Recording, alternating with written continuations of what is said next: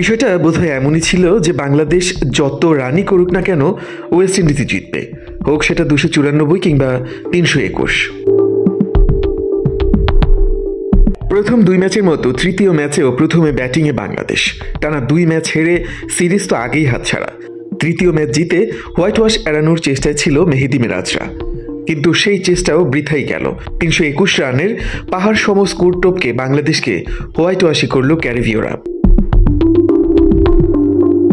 Saint কিটসের পিচে এদিন দারুণ ছন্দে ছিল টাইগার ব্যাটাররা। সৌম্য সরকার, মেহেদী হাসান মিরাজ, মাহমুদুল্লাহ রিয়াদ ও জাকের আলীর 50-তে 321 রান। ওয়ানডেতে যা এই বছরে তো বটেই, ওয়েস্ট ইন্ডিজের মাটিতেও টাইগারদের দলীয় সর্বোচ্চ। তবে মাহমুদুল্লাহর ইনিংসটির কথা আলাদা করে বলতেই হয়। খুব সম্ভবত ওয়েস্ট ইন্ডিজের মাটিতে ক্যারিয়ারের শেষ ম্যাচ খেলতে নেমেছিলেন মাহমুদুল্লাহ। বাংলাদেশের এই দলটার সবচেয়ে অভিজ্ঞ ক্রিকেটার 63 বলে উপহার দিয়েছেন অপরাজিত 84 রান। 300 পেরোনো স্কোর, বাংলাদেশের জয়টা প্রত্যাশিতই ছিল, কিন্তু সবকিছু তছনছ করে দিল ওয়েস্ট ইন্ডিজের অভিষিক্ত তরুণ আমির জাঙ্গু। তার ঝড়ো সেঞ্চুরিতে 321 রানের স্কোর সহজেই টপকে যায় ওয়েস্ট ইন্ডিজ। 322 রানের টার্গেটে ব্যাট করতে নেমে দলীয় 19 রানে প্রথম উইকেট হারায় ওয়েস্ট ইন্ডিজ।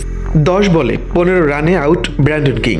এরপর দ্রুতই জোড়া উইকেট হারায় ক্যারিবীয়রা।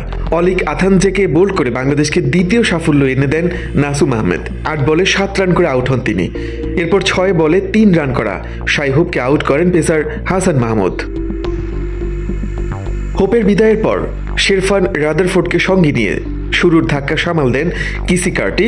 55 রানের জুটি করেন এই 2 ব্যাটার। তবে দলীয় 86 রানে 33 বলে 30 রান করে আউট হন রাদারফোর্ড।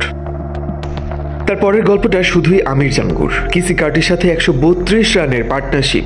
সেঞ্চুরি থেকে 5 রান দূরে থাকতে কার্টি আউট হয়ে গেলেও ওয়েস্ট ইন্ডিজকে ঠিকই জয়ের পথে রাখেন জাঙ্গু। 79 বলে তার ঝড়ো সেঞ্চুরি। 25 বল আর 4 উইকেট হাতে রেখেই টাইগারদের বাড়ির পথ দেখায় ক্যারিবীয়রা। বাংলাদেশের সামনে এখন টি-20 সিরিজ। কিংসটাউনে 16, 18 ও 20 ডিসেম্বর 3 ম্যাচের টি-20 সিরিজ অনুষ্ঠিত হবে। এর আগে 1-1 সমতায় টেস্ট সিরিজ শেষ করে টাইগাররা।